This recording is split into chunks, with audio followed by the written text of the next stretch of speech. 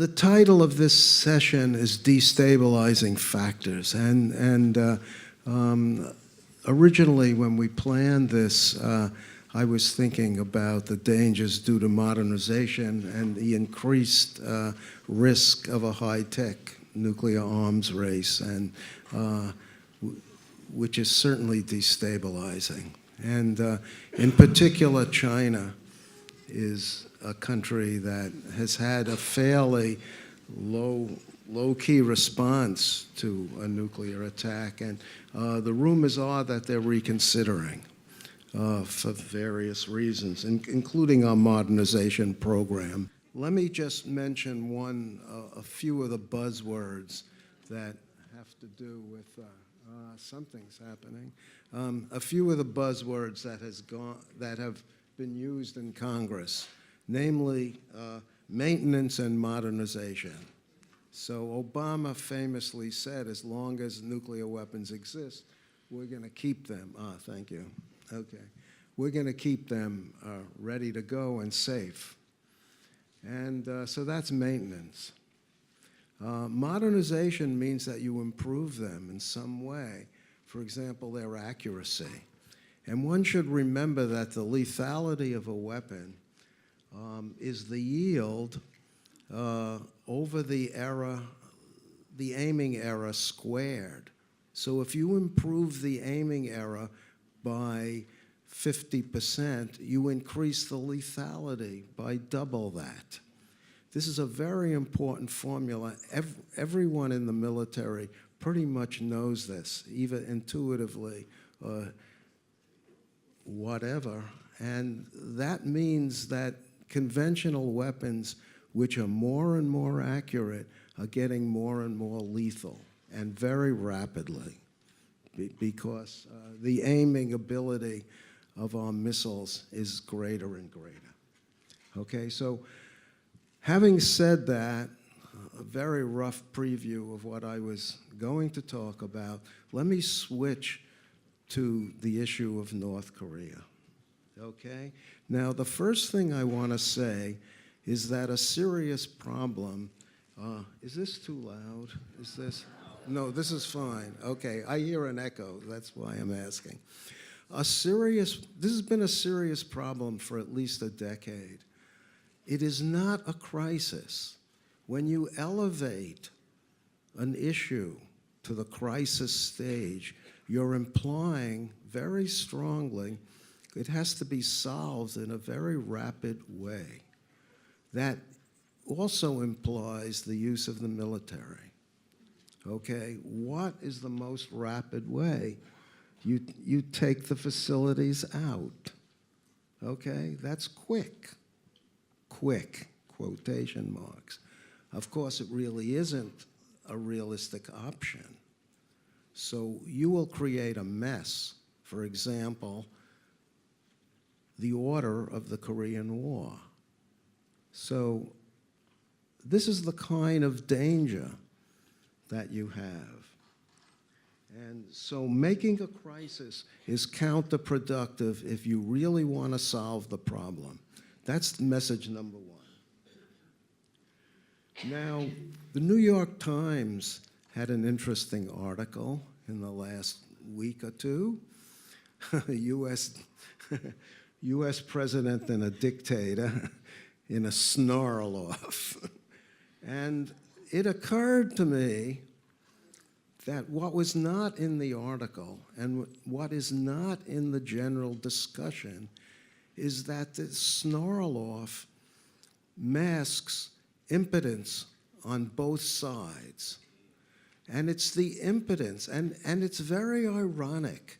You have one of the world's poorest and weakest countries, highly militarized, but weak in most respects. And they cannot make the other do what they want, i.e. coercion. They cannot coerce the others into doing their bidding. Okay? Now, the United States clearly wants, and should want, North Korea not to be a nuclear weapons power. So that's a good goal in my view, but you can't coerce them. You have to negotiate with them. That's the real issue. So we are not in a position to force them to give up their nuclear weapons. We have to convince them. So in diplomacy, there are the famous carrots and sticks. We have to offer both the carrots and the sticks, okay, if you want to have a successful negotiation.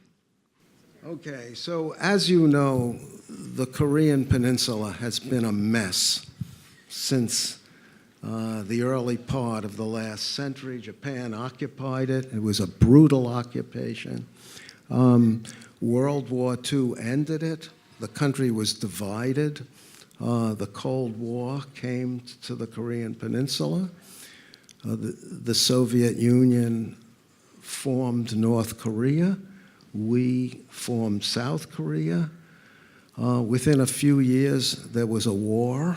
North Korea invaded. They thought they would manage to take the whole country over. They almost did. But the U.S. intervened, and the UN, basically with U.S. troops, rolled the North Koreans back to the 38th parallel, which was the dividing line. And then China said very publicly, do not go further. We went further. We went all the way to the Yalu River. China did intervene. The war became a stalemate. They threw us back. There was a stalemate. So we were at war with China for a couple of years in the Korean Peninsula. What's usually not discussed is that in 1953, when Eisenhower became the president, and there were these stale truce negotiations going on, Eisenhower famously said, these negotiations are going to end quickly. If they don't, we're going to widen the war. And there was a very strong implication that nuclear weapons would be used. He let it be known. There were consequences to this. Mao Zedong decided that China would become a nuclear weapons power. They would never be threatened again in this manner. I'm sure the Kim dynasty, with a lot of emphasis on its own power and survival as a dynasty, almost as much a religious dynasty as anything. I'm sure that was the origin of their desires for nuclear weapons. So fast forward today, they're there. They're there. Korea never had a peace treaty. We have a very weak and terrible and oppressive government in the North. They really don't care about their people. They've had mass starvation because of their weak economic policies. And the regime's main goal is to stay in power. So we have really, it's very tough. One should not envy the president in his role at having to negotiate out of this thicket, okay? Entering the scene, because the North Koreans have been so aggressive in their screaming, we have introduced this THAAD system, this anti-missile defense system into South Korea. The Chinese hate it for various reasons. I don't have the time to dispute technically whether the Chinese are right or wrong. I actually think they're wrong. However, they deeply believe that it's a threat to their missile program, okay? So this is a big political issue at the moment between South Korea, China, and so forth. We've had a long history. This is why I say we don't envy. We don't envy. Can I get a few more minutes because of the glitch? Oh, you've done it? Okay, thank you. Anyway, there have been negotiations on and off. I don't want to belabor it because I'm really running out of time. But what I want to say is that we had this agreed framework which kept North Korea from developing nuclear weapons for approximately a decade. The breakdown of the so-called agreed framework is a tremendous question it's a real dispute.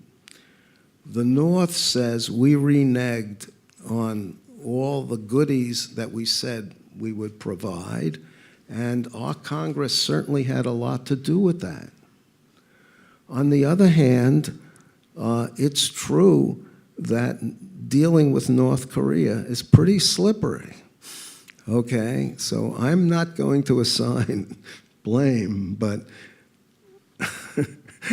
like I said, I don't envy the president. I don't want to get out of here, I'm afraid. Okay, so let's fast forward to the nuclear weapons and the missiles. So far, North Korea has had 5 nuclear weapons tests. The first one was half a kiloton, and a tremendous success of the international monitoring system, which again I don't have time to go into, is that 3 stations picked up a half kiloton signal, and I have to say they did it with seismic activity, and it's a very noisy system. So this is a very impressive technical achievement. They pinpointed where the blast came from, and one of the planes overflying the site picked up some radioactive xenon, I think, and figured out what kind of an explosion it was. So this was a technical tour de force of a very low yield thing. So all of the North Korean tests have been detected by the international monitoring organizations. This is a tremendous, again, I just want to emphasize, this is a tremendous technical success. Very impressive. What we have, and I'm going to come back to this issue of the 2 leaders screaming at each other. Thomas Schelling, a brilliant writer, for those of you who know about him, and a Nobel laureate, had this theory, the so-called madman theory. As far as I know, Schelling's theory had to do with one madman. And it was modeled after a Nixon-Kissinger use of this. I use the word reckless leader because madman implies a certain degree of insanity, and what Schelling really had in mind was recklessness and an ability to convey the fact that the leader is not quite under the control that you expect. In other words, they are not deterred and will not be deterred. You cannot count on that. That's what Schelling meant. It didn't mean that they're irrational. I want to just emphasize that. Okay, so as far as I know, Schelling never covered the case where 2 leaders are yapping at each other. I would guess that the danger of a mishap is at least 4 times, not twice, but 4 times, 2 squared, as great. And I'm just guessing. Elaine called that parenthetical. So it's parenthetical. It's a lot higher. That I guarantee, that you can all be sure of. Okay, so this is a consequence of, quote, all options being on the table, with a strong implication that the options will be military, not necessarily nuclear. I have to point out that in the United States, the press has done a few things which are worrisome in general. The press has treated North Korea as a formidable opponent. They're a very weak opponent. I want to come back to that. Second of all, they've been treating it as if it's a threat to the United States. Oh, thank you. Okay. I've got to quit clearly. But it is not a threat to the United States, but it is a threat to the region. North Korea has over 1,000 missiles within easy striking range of Seoul, the South Korean capital, and they can create a hell of a mess in technical terms and start another Korean War, which will be an international disaster. And so negotiation is the only way out, and that's what's on this slide. So I'll be glad to discuss it further, but I'm sorry I'm out of time, so I have to stop.